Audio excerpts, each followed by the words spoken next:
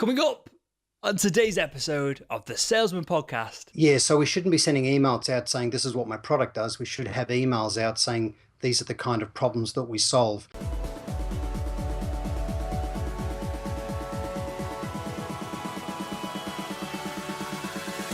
Hello, Sales Nation. I'm Will Barron, host of the Salesman Podcast. I think I say that intro exactly the same every single time I record that, so maybe I'll mix that up in the future. But on today's show, get into the nitty-gritty, jumping straight into it, we have Tony Hughes, and we're talking about your message. And this goes a lot deeper than what it sounds. It's your personal message, it's your product's message, it's getting product market fit. There's a whole lot that goes into this episode, and Tony is a real wealth of knowledge in this. You can find out more about Tony over at rsvpselling.com. His book, RSVP Selling, is available on Amazon. Everything that we talk about is available in the show notes over at salesman.red/189. And with that, let's jump straight in. Hey, Tony, and welcome back to the Salesman Podcast. Hey, Will, thanks for having me back for the second time. You're more than welcome. So today I want to dive into our message, how it perhaps differentiates us, how it makes us more memorable. And I'm sure there's a whole load of ways we can go through this as well. But let's start with the very basics. And when we say sell your message, are we talking about my product does X, Y, Z? Or are we talking about me personally as a sales professional will do X, Y, Z for you? Well, believe it or not, I think the most effective thing to do is neither of those two things. So let me just back up a little bit and talk about what I think are the three critical elements in sales success for anybody in their career. And this is true whether they're selling business to consumer or business to business. So the first thing is this ultimate truth that's timeless, and that's that people buy from those that they know, like, and trust. So there's a lot of fads in selling, but the timeless truth is that people buy from those that they like and trust. But the reality today is that being likable and being good with relationships is not enough. So the second thing that we need, the second part of these three things, is that we need to be good at leading with insight and creating value for the client. So people today, buyers today, aren't lonely and bored. They're not looking for new friends. They're all incredibly time poor under enormous amounts of pressure. So we've got to lead with value, and not the value that we think that we offer defined our way. So it's not about talking about us and our products and what we do. We need to be good at helping the customer identify value. We need to help create value for them. And then the third factor in being successful in the selling profession is we need to be great with strategy and execution. So we need to be good at building rapport and trust. We need to lead with insight and value, and we need to be good with strategy and execution. So they're really the three key things. And then what I think someone needs to lead with when they're trying to create an initial conversation with somebody is they need to learn to lead with why. Now, Simon Sinek has got a great video that people can go and find online. You might want to put it in the show notes, but he's got a great video that talks about lead with why. Now, my why is a little different. Simon Sinek's why is lead with why you do what you do. Be passionate about it. And Elon Musk is a great example of someone that does that. He's passionate about changing the world, about getting mankind to other planets, about environmental sustainability, and people buy into his why. And we all need that. So we need to be true believers. I'll come to belief in a moment, but my lead with why is lead with why a conversation should matter to the person that we're wanting to sell to, that we're wanting to help. So we need to be very clear about why they should invest time in having a conversation with us. And the thing I've, again, universally found to be true is that buyers are not interested in what we sell and how we do what we do until they've already invested themselves in why a conversation with us would actually matter. So we don't want to lead with being negative and lead with problems, but the reality is unless we solve a problem, unless the buyer in their own mind can see that we can help them realize an opportunity or solve a problem, all of these other things really don't matter. So people are motivated for reasons that they themselves discover, and that's one of the things that people in selling need to realize. We need to help the buyer have their own epiphany, go on their own journey of discovery for them to want to know about us and how we do things. And that all begins by having context when we engage and leading with the business value that we offer, the problems that we think that we solve, have a hypothesis of value that you're taking to the client. And that's really the best way to open if we want to start a sales conversation. So and this sums this up nicely, and leads onto this nicely. Is our message bespoke to each individual that we give it to then, and we should be prepping it before we make that initial contact versus the horrible emails that we get every day saying, hey, my product does this, this, and this. Can I have 5 minutes of your time? Yeah, so we shouldn't be sending emails out saying this is what my product does. We should have emails out saying these are the kind of problems that we solve. So one of the things that most industries do, especially in business to business selling, is they verticalize their approach. So they think about targeting different industries, because then you have common problem domains or common issues that those industries have.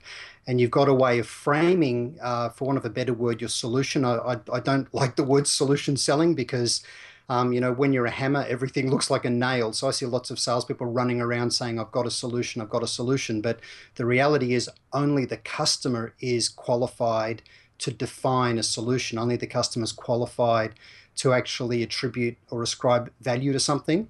So what we need is a hypothesis of value. We need to be able to go to clients and say, we've been working with other market leaders in your same industry, and these are some of the things that we're seeing. These are the trends that are happening. These are the things coming over the horizon. Is this the case with you? Are these things that you're concerned about? Because if you are, I think it would make sense for us to have a conversation.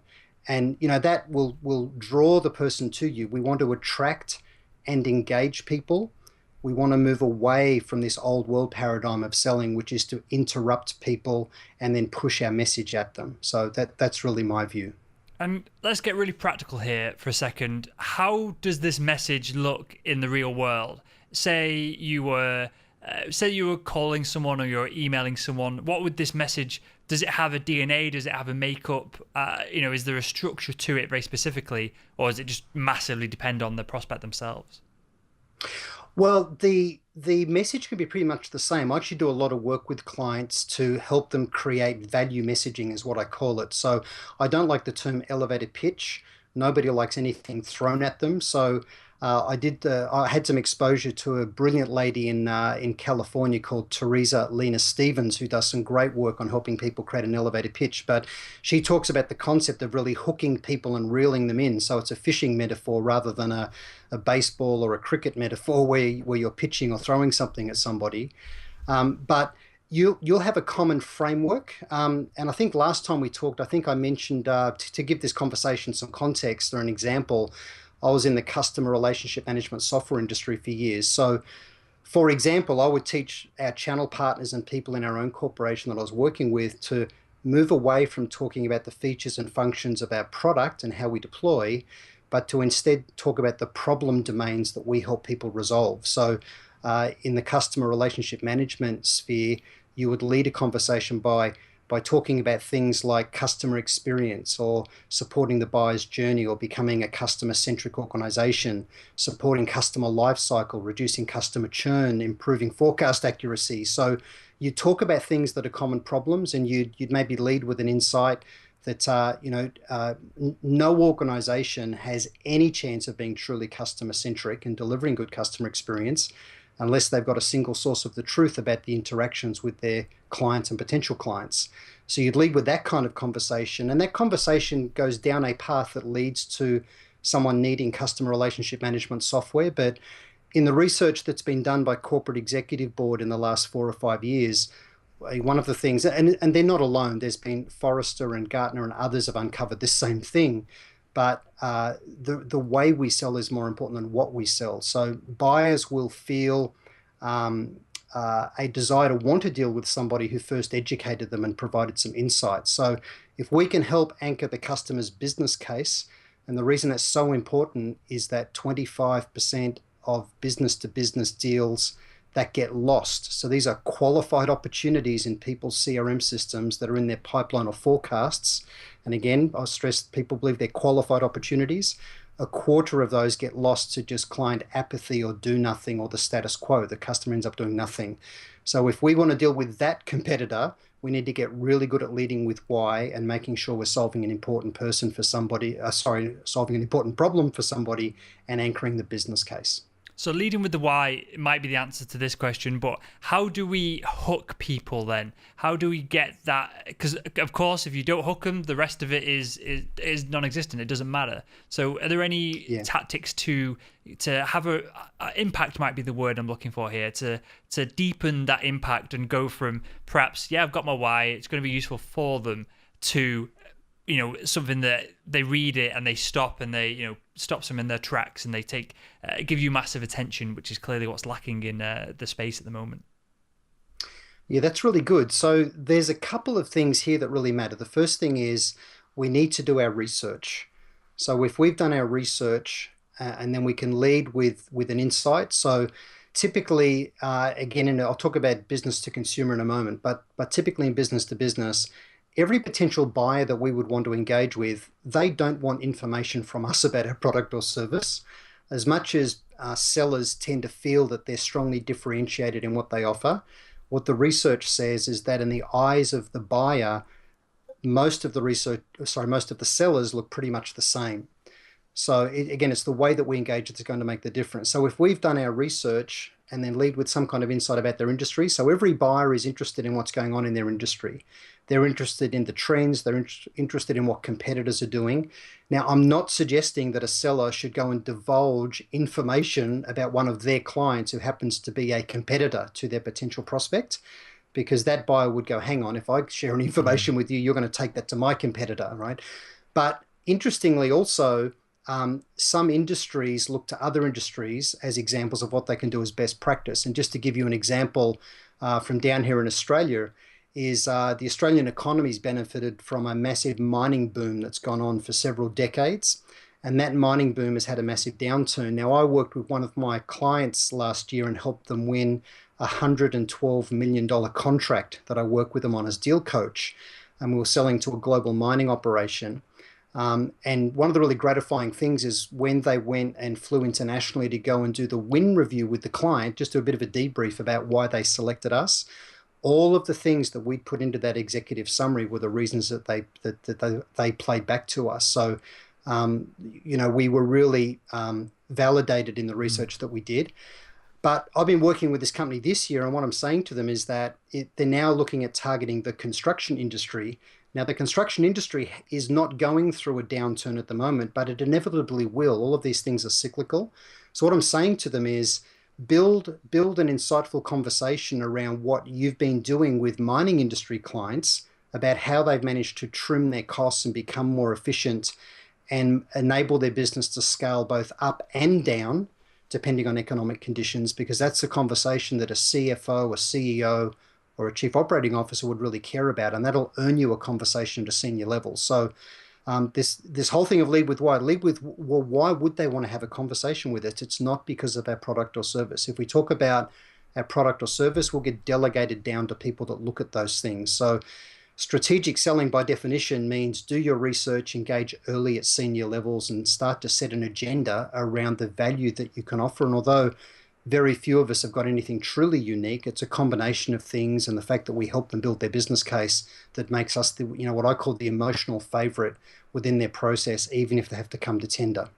Cool. Okay, so going back to what you alluded to earlier on, that I think you said a quarter of deals that are qualified never happen because they just never, there's a multitude of things here, not following up promptly enough, not following up at all, the wrong message, all that kind of thing.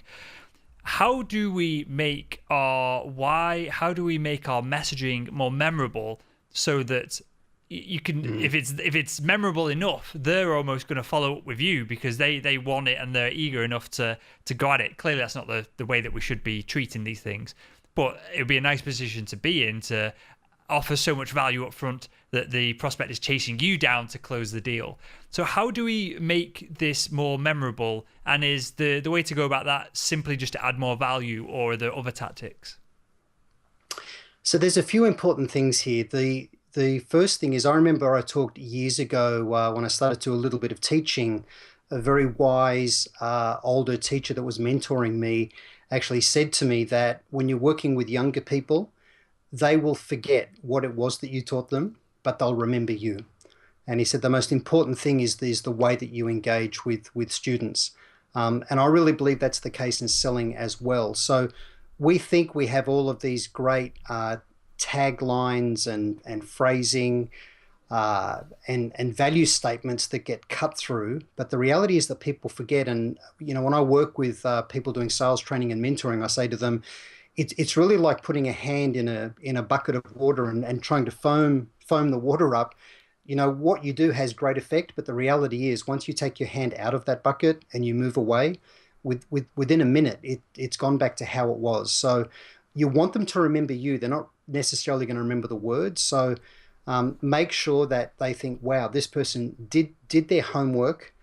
They provided value in the conversation rather than trying to position value in their solution. And then the other thing is you want to have passionate belief. So one of the things that makes you memorable is that you're a true believer. I'm actually following the US election at the moment with great interest. And Barack Obama's passing the torch speech that he did about a week ago was one of the best speeches I think I've ever seen. It'll go down, I think, as one of the best speeches in history. But his level of passionate belief in what he was talking about really, really came through. So be a passionate believer and provide them some value. And think about when I've left, when that hand's gone out of the bucket, and then over time it'll quickly go back to how it was, what is it they'll have to hold on to and actually remember the conversation. And that's where what you want to do always is you want to follow up a meeting by sending them something as a follow-up. So whether you've got a white paper, an industry case study, an introduction to somebody, a YouTube video, maybe a blog post, that you've written or someone in your company's written that doesn't push your product, but starts to provide some insights about delivering results and managing risk and the trends that are going on in someone's industry. They're the things that make you memorable. Nice. This kind of turns the whole conversation up on its head of if you're more important, and I guess it does depend, but if you're just as, if not more important than the message itself, then that's the bang for buck thing to work on versus your messaging, which needs to be perhaps to a certain level, but then if you can become more memorable yourself, that blows that out the window. I don't know who said it, and I don't know who researched it, but it was talked about recently on the show of most people remember one moment of biggest impact from a relationship, and then they remember your last contact as well. So should we be then with our messaging be trying to create this one big moment of emotional impact and then focus on the next follow-up to be memorable? And what I mean by that is I think a lot of people spend a lot of time, and clearly it wastes a lot of the prospects' time, with checking in emails or phone calls. And just I hate that, by the way. Yeah, everyone does. It's disgusting. It's gross. It makes you feel gross when you get it because it's just sucking value from the conversation and the relationship. So yeah. Are we better and more suited then? And is it a better idea to, rather than follow up every week, to just follow up when we can add value because we're saving the customer their time, which is valuable, and we're leaving that last big chunk of value on the table, which is the last thing they remember? Well, the thing is that every great sale is really a process, and it's a dance where you work with the client. It's not about projecting a message and persuading and using questions to manipulate. I don't believe in any of those things. What we're seeking is trying to find where there's genuine alignment in the marketplace. I really believe that for every salesperson on the face of the planet, there is no shortage of prospects out there. What there is there's a shortage of time. So, what they need to do is find people where there's good alignment. So then you're working with the person to help them create the value that funds your role rather than trying to persuade people to do some kind of unnatural act and buy your solution. Because when you push, you create resistance and deals can easily fall over or keep slipping. So it's the same concept of building a win plan or a close plan if you're in large complex selling, where you work with the client and you have as the end date not when you get your contract signed to sell them your solution or thing, but the end date is when they're live, realizing the benefit of what it is that you're actually talking about. And then you start to work backwards with them. And what happens is you end up with a very natural list of progressive actions where you're working together. So one of the things I say to salespeople is that if you're working with a potential client and all of the actions are on you, the seller, this deal isn't looking very good. So you've got to have them doing things as well. They've got to be sending you information. They've got to be organizing meetings. They've got to be gathering support in their own organization. And then through that process of events, there'll be a natural point in time where they actually need to commit. So There is no big events, right? To me, closing a deal is a natural next step. It's not a white knuckle roller coaster ride where you hope that it's going to go okay. It's something you've tested, it's something that you understand, and you know it's just a natural next step for them, and that they need to for their reasons so they can achieve their goals, not so you can make your sale. So whenever I see a salesperson have a deal in a CRM system where it's closing the last day of the quarter, you just know that they're not aligned with the client. So that's one thing all sales managers should always do, and that's test those dates and ask the salesperson, why does this matter to the client? Mm-hmm. Perfect. And just to wrap up this part of the show, Tony, how do we leave the end of the message? And what I mean by this is we've got this amazing messaging. It's going to be memorable. It includes our passion in it as well. Do we just, whether in person or email, do we just say it and then hope for a response? Or do we try and put in a next step built into the messaging itself? Where do we, once we've pitched the message, and pitch might not be the best way to describe that, but once we've shared the message, what is the next step from that? What should we be building into it? Yeah, I know you've asked a question, but you've really made a good point and you're right on the money. So the thing we want to do is we don't want to wait and hope. We want to propose a next logical step. So, and logic is important and facts are important. But just to get back to the beginning of this conversation it was Zig Ziglar, who said that facts and information just causes people to pause and think about it.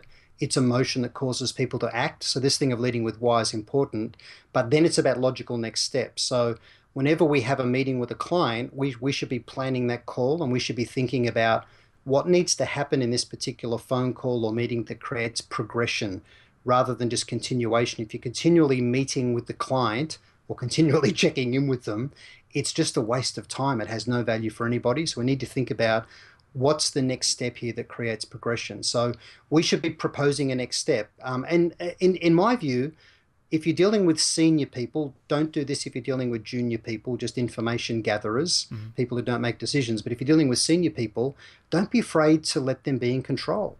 Say to them, hey, I think the conversation today went really well. This looks like it makes sense. What do you propose as the next step within your own organization for you to help get consensus? And again, in enterprise selling, what we know today is that there's on average almost 6 people, and worse than that, 6 buying groups of people that need to all achieve consensus and agree how something's going to be funded before the organization's going to go ahead. Because even a strong leader knows if they just push through a decision, that's a very poor approach to change management, and they'll have a bunch of people that are undermining the initiative later on. So you need to take people on the journey and gather consensus. So just always say to the senior person, what do you think makes sense as a next step here? Now, there'll be things that happen in a meeting that will prompt something that's reasonably obvious, but work with them rather than seek to push them. There's a natural pace at which business happens. So that's why it's so important for every salesperson to have really good, solid pipeline coverage. So they're working with the natural pace and rhythms of a deal rather than unnaturally trying to push things. Nice. I like that, because if you ask that question specifically, it's almost a test as well, because they're only going to give you a next step if they want to move forward with it, versus you say, hey, I'll follow up with X, Y, Z myself, and then they've got no intention of it going any further, so you're wasting your time at that point anyway. Yes, agreed. Nice. Well, Tony, I've got some questions to ask everyone that comes on the show. I call them quick fire questions, but feel free to go as deep or as shallow into these as you like. So first one, Tony, which do you prefer, beer or wine? I'm a beer guy. I guess most Aussies are. Good man. What's the biggest deal, dollar size if possible, that you've ever closed? So the biggest deal I've closed personally, that it was my deal that I ran, was about $35 million. It was a whole of government deal in the software industry. Nice. What's one book or resource other than your own that you'd recommend to the Salesman Podcast audience? I think for those that are in business-to-business selling, I'd really encourage them to read The Challenger Customer. It's the follow-up book to The Challenger Sale. And that book is all about trying to figure out how do you find what corporate executive board call the mobilizer, but the person inside the buying organization that can really achieve consensus and drive change internally. And it helps you deal with this problem of 25% of those deals that just get lost to do nothing. So Challenger Customer is a really, really good book for people in business-to-business sales. Awesome. We'll link to that in the show notes over at salesman.red as well. And Tony, what does the first 60 minutes or so of your day look like? What I try and do is exercise, and then I just try and have some thinking time. It's so tempting to get up and just start getting into the huge amount of emails in an inbox. So I think the important thing for everybody that I try and do is I try and finish each day by planning the next, and then starting the day by actually eating breakfast. I've got a really bad habit of just skipping breakfast and being busy. So I try and actually have breakfast and just have some quiet time, and sort of settle myself for the day, knowing that I prepared the next day. That I prepared the previous night. So when you say quiet time, is this journaling? Is this just chilling out, watching videos on YouTube? Is it reading blogs? Is it just meditating? What does that make up?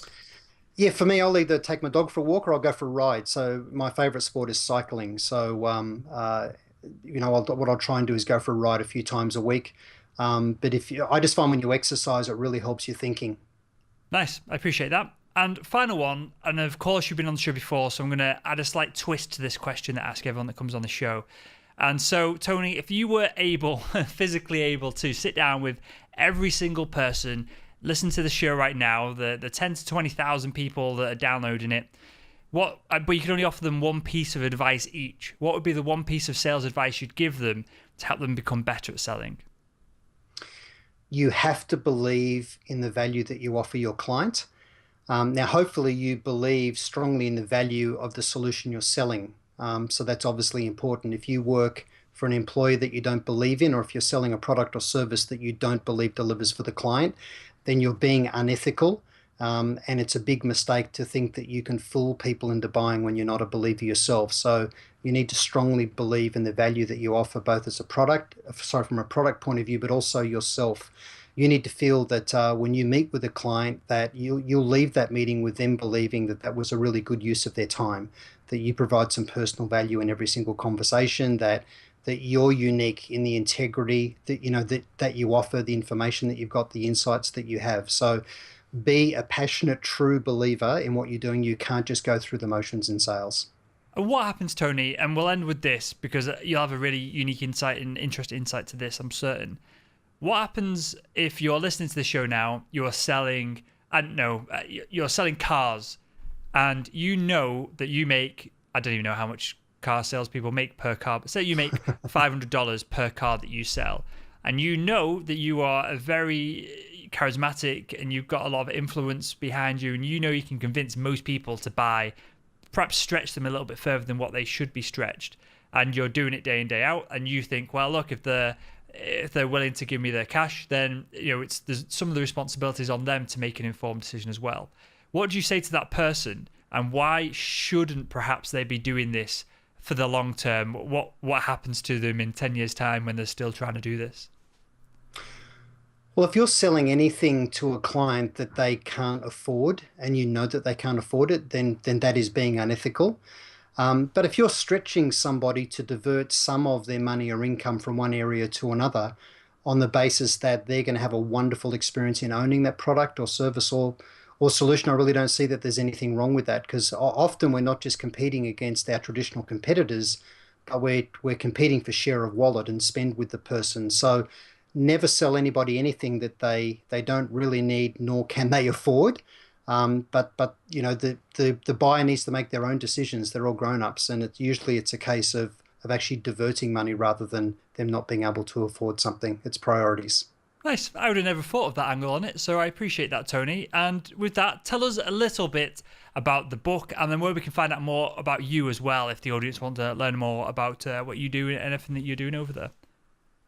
Thanks, Will. Yeah, so my best-selling book is called The Joshua Principle: Leadership Secrets in Selling. It's available in hardcover, audiobook and ebook. And you can find details at my two websites, which is rsvpselling.com. That's my sales methodology website.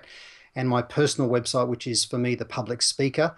And that's tonyhughes.com.au. You'll find details of the book there. Nice. We will link to all of that, as always, in the show notes over at salesman.red. And with that, Tony, you've got genuinely some unique insights in all of this, and it's really, really refreshing every time I speak to you because, yeah, you've got, what I enjoy about our conversations is you've got the practitioner level knowledge from being, foot in the trenches and doing this with a real sales team. And clearly you've got the leadership side of things as well. So I appreciate those insights, mate. And I want to thank you again for joining us on the Salesman Podcast. Thanks for having me on, Will, and thanks for all you do with Salesman Red. It's a great podcast. You get great guests on the show, so thank you. And there we have it. Tony, thank you for coming on the show. I appreciate it. I feel like each one of these that we do together, mate, is getting more and more in detail. It's getting more and more practical for the audience, so I appreciate the time and energy that you're putting into these shows, mate. And I want to thank Sales Nation, you guys listening. I'm waving if you're watching it on YouTube. Well, I'm still waving, but you can't see it if you're listening to this in the car or at the gym. I appreciate your time and attention. As always, the show would not exist without you guys. And so with that said, I'll speak with you all again tomorrow.